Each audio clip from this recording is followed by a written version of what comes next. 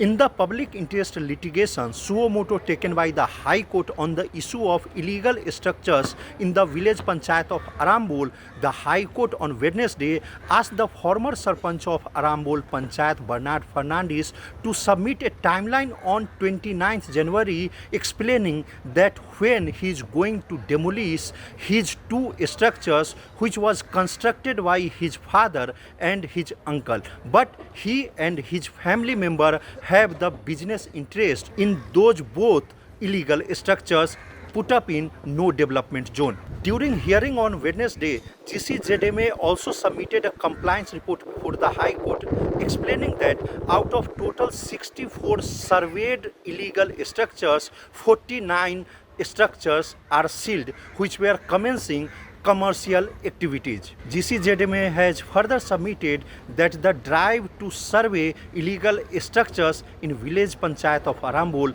will continue and they will file further compliance report after 3 weeks. Mukesh Kumar for Prudent.